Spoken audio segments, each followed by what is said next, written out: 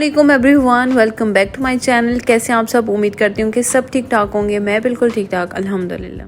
हम घर की सफाई, किचन की सफाई तो रोज़ ही करते हैं, लेकिन कुछ ऐसे काम होते हैं जो हमारी सुस्ती की वजह से निगलेक्ट हो रहे होते हैं, या फिर ऐसे काम जो हम 5 मिनट के बजाय 1 मिनट में कर सकते हैं, चुटकी बजा के कर सकते हैं। तो आज की वीडियो में मैं आप लोगों के साथ वही टिप्स एंड ट्रिक्स शेयर करूंगी क्लीनिंग के हवाले से कि आप चुटके बजा के कौन से काम कर सकते हैं और कौन से ऐसे काम हैं जो हम लोग सुस्ती के मारे छोड़ रहे होते हैं और बात कर रहे होते हैं, जो कि करने भी बहुत ज़रूरी होते हैं। तो किचन से रिलेटेड सबसे पहली टिप ये है कि रोटी तो हमारे घर में बन रही होती है, 3 टाइम बन रही होती है, कभी कभी तो 4 टाइम ही बन रही होती है।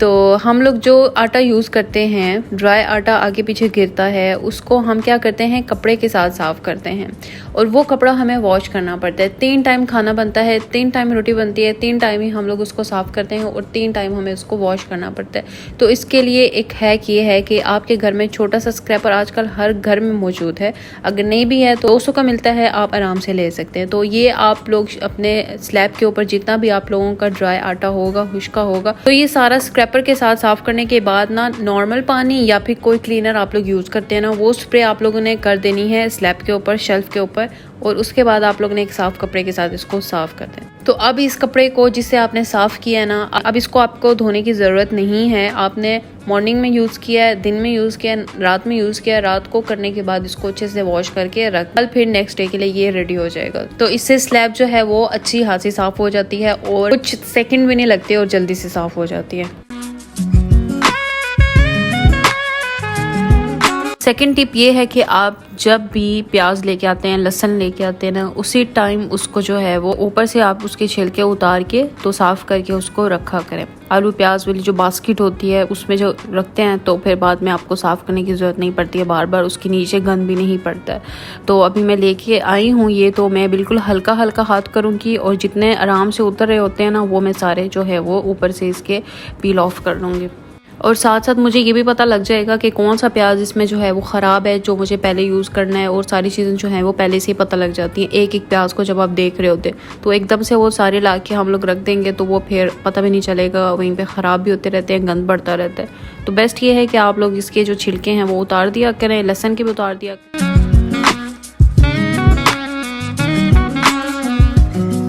तो नेक्स्ट टिप ये है कि हमारे घर में रोटी तो बन रही होती है, 3 टाइम बन रही होती है, और हम लोग क्या करते हैं कि बहुत सारी खवातीन जो है ना वो चकला बेलन जो है वो वॉश नहीं करती हैं। बहुत सारी ऐसी हैं जो कि लकड़ी वाला यूज़ करती हैं। तो लकड़ी वाले ये क्या करें कि आप सुबह यूज़ करें, फिर दोपहर को यूज़ करें और रात को जो है उसको वॉश करके आप लोग रखा करें।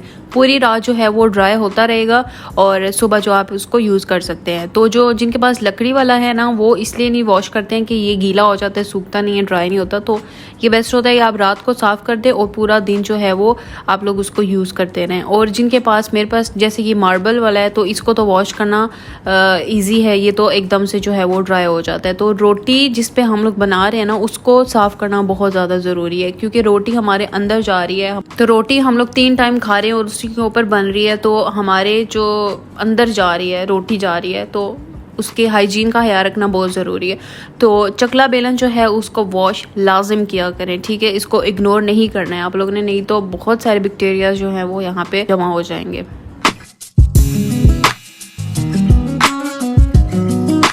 तो नेक्स्ट टिप ये है कि हमारे ड्रेसिंग टेबल के ऊपर बहुत सारी ऐसी चीज़ें पड़ी होती हैं जिनके बीच में ऑयल होता है या फिर लोशन वगैरह पड़े होते हैं, उनके बीच में भी ऑयल बेस्ड वो सारे प्रोडक्ट्स होते हैं, तो उनके जो है वो निशान पड़ जाते हैं हमारे ड्रेसिंग टेबल के ऊपर।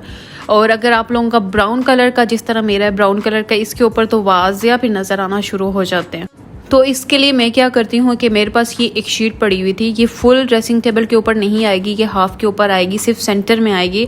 तो मैं क्या करूँगी, इसको इसके साइज़ का करके एक साइड से मैं फोल्ड करूँगी और इसको जो है वो मैं सेंटर में बिछा लेती हूँ। क्यों? क्योंकि सारी चीज़ें जो हैं वो सेंटर में ही पड़ी होती हैं और ये सेंटर में पड़ा हुआ ना अच्छा भी लगता है। तो आगे पीछे आप इसको छोड़ें, बस सेंटर में रख दिया करें। और उसके अलावा जो बाकी ऑयल्स और सीरम वगैरह बचते हैं ना, वो इस तरह की मेरे पास रोटेटिंग ट्रे है और इसके बीच में सारी ऑयल बेस्ड सारी चीज़ें जो है वो बच जाती हैं, वो सारी मैं इसमें रख देती हूँ। तो दोनों साइड पे जो है वो नीचे कुछ ना कुछ पड़ा हुआ है, तो कोई भी चीज़ ऐसे नहीं पड़ी हुई ड्रेसिंग टेबल के ऊपर जो निशान छोड़ दे। तो या फिर आप लोग क्या करें कि पूरे ड्रेसिंग टेबल के ऊपर बिछा लें, अगर आप लोगों का ज़्यादा चीज़ें पड़ी हुई हैं तो पूरे के ऊपर बिछा लें, या फिर हाफ जहाँ पे चीज़ें पड़ी होती हैं। सेंटर में जो है वो प्यारा लगता है, आगे पीछे ब्राउन नज़र आ रहा होता है, दरमियान में सिर्फ शीट पड़ी हो ना तो वो प्यारी लगती है। और यहाँ पे जो है वो साइड टेबल पे मैंने रखी हुई है, जो हस्बैंड के साइड वाली जो साइड टेबल है ना वो ज़्यादा यूज़ हो रही होती है, तो इसके ऊपर जो है वो मैंने शीट बिछाई हुई है। ये जो मेरे पास शीट पड़ी है ना ये फुल थी, बड़ी वाली थी, और इसको मैंने यहाँ पे डबल करके बिछाया है। क्यों? क्योंकि मैंने इसको हाफ हाफ करके दोनों पे नहीं बिछाया है, क्योंकि ये मुझे जो है वो बाद में कहीं और भी मुझे यूज़ करनी है, किसी और चीज़ की है। ये मैंने अपनी साइड पे नहीं, क्योंकि वहाँ पे मैं चीज़ें कुछ रखती नहीं हूँ। तो इस तरह शीट बिछाने से ये होता है कि आपका फर्नीचर लॉन्ग लास्टिंग होता है, जल्दी गंदा भी नहीं होता है, पॉलिश कराने की भी ज़रूरत नहीं पड़ती है, जल्दी जल्दी सफाई करने की भी ज़रूरत नहीं पड़ती है।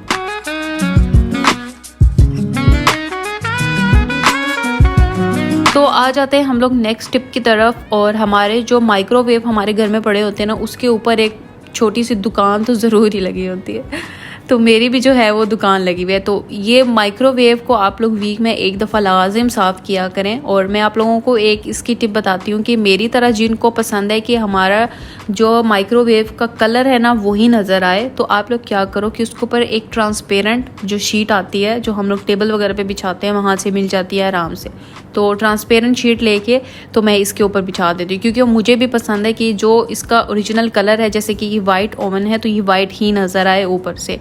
मैं इसके ऊपर कोई कलरफुल कोई भी शीट नहीं बिछाना चाह रही हूँ। तो आजकल मौसम अच्छा है, विंडो खोलती हूँ ना तो हर जगह डस्ट बहुत ज़्यादा होती है। तो माइक्रोवेव को जो है वो आप लोग वीक में एक दफ़ा तो लाजिम साफ़ किया करें। ये आप देख सकते हैं कि कितनी इसके ऊपर जो है वो डस्ट पड़ी हुई है, और इसको 5 मिनट भी नहीं लगेंगे और ये साफ़ हो जाएगा। शीट लाजिम बिछाया करें। अगर आप लोगों को पसंद है कि उसका ओरिजिनल कलर हो तो ट्रांसपेरेंट बिछा लें, वैसे कोई भी बिछा सकते हैं आप। और उसके अलावा मैंने हैंडल के ऊपर एक और शीट जो है वो मेरे पास पड़ी हुई थी, वो मैंने लगा दी, क्योंकि गंदे हाथ हम लोग इसके ऊपर लगा रहे होते हैं, चलते फिरते हम लोग खाना बना रहे होते हैं, फटोफट इसको खोल के चीज़ें गर्म कर रहे होते हैं, तो इसके ऊपर जो है मैंने वो शीट लगाई हुई है ताकि ये हैंडल भी बच जाए।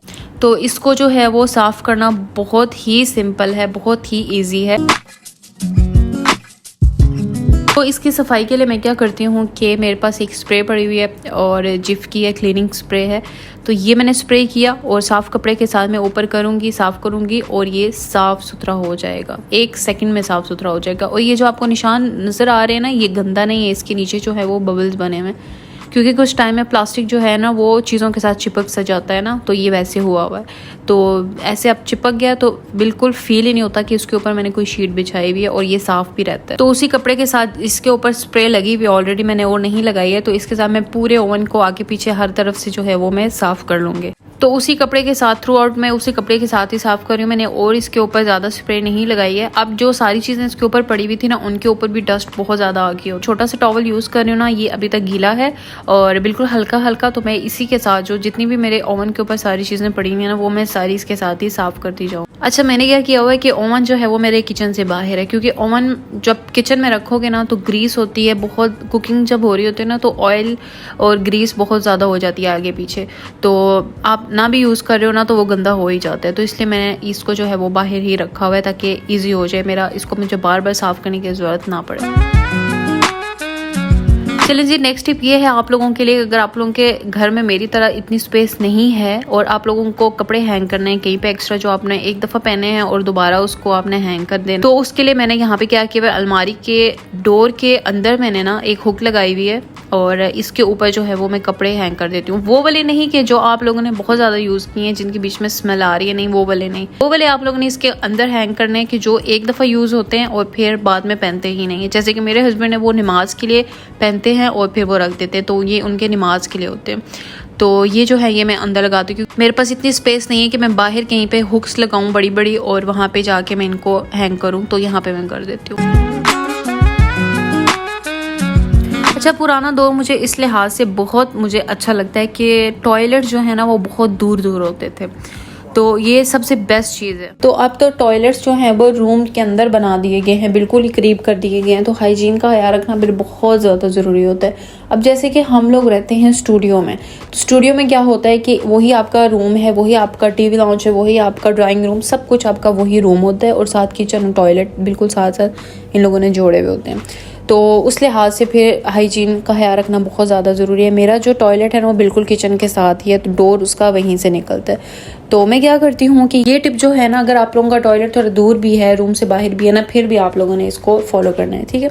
तो मैं क्या करती हूँ कि सुबह जब हम लोग टॉयलेट यूज़ कर लेते हैं, मेरे हस्बैंड यूज़ कर लेते हैं, मैं यूज़ कर लेती हूँ, तो उसके बाद मुझे पता है कि अब काफ़ी देर तक इसको कोई भी यूज़ नहीं करेगा। तो मैं क्या करती हूँ, कमोड जो है ना उसके बीच में हार्पिक डाल के, क्लीनर जो भी आप लोग यूज़ करते हैं वो डाल के उसको मैं अच्छे से क्लीन कर देती हूँ। तो आप लोगों ने क्या करना है कि आप लोगों के घर वाले बच्चे सब यूज़ कर लें, स्कूल कॉलेज यूनिवर्सिटी ऑफिस सब चले जाएँ, तो उसके बाद आप लोगों ने उसको क्लीन कर देना है। पूरा दिन जो है वो साफ़ सुथरा रहता है। तो टॉयलेट तो हम हर दूसरे या तीसरे दिन तो वॉश करते ही हैं, लेकिन कमोड को आप लोगों ने डेली आप लोगों ने मॉर्निंग में इसको लाजिम जो है वो वॉश करना होता है। अच्छा, उसके अलावा ये है कि आप अपने टॉयलेट में जो क्लीनिंग के लिए बॉल्स छोटे छोटे आते हैं, क्लीनिंग के जो भी प्रोडक्ट्स आते हैं ना, वो आप लोग लाजिम यूज़ किया करें, कुछ ना कुछ ज़रूर यूज़ किया करें। तो मैं यहाँ पे एक तो आता है पीछे टैंक में डालने के लिए और एक आता है कमोड में आगे लगाने के लिए। तो इन दोनों में मैं एक यूज़ कर लेती हूँ, या पीछे वाला यूज़ कर लेती हूँ, या फिर ये जो है ना बॉल्स जो ये कलरफुल आपको नज़र आ रहे हैं। इससे क्या होगा कि जब भी आप फ्लश करते हैं ना, एक तो स्मेल अच्छी आएगी आपके टॉयलेट से, और दूसरा ये कि वो क्लीन भी हो जाता है। तो ये जो है इसको आप कहीं पे फ्रंट बैक कहीं पे भी लगा सकते हैं, जहाँ से अब जैसे कि फ्लश का या फिर कमोड का जो डिज़ाइन है ना, उस हिसाब से मेरा जो है वो फ्रंट से ज़्यादा पानी वो आता है, तो मैं इसलिए जो है वो फ्रंट पे लगाती हूँ। तो इसको लगाना बहुत आसान है। अगर ये आप लोग नहीं लगा सकते हो तो पीछे जो टैंक में डालते हैं ना वो आप लोग ले लो, वो भी ईजी हो जाता है। बस आपने निकालने और टैंक में डाल देना होता है।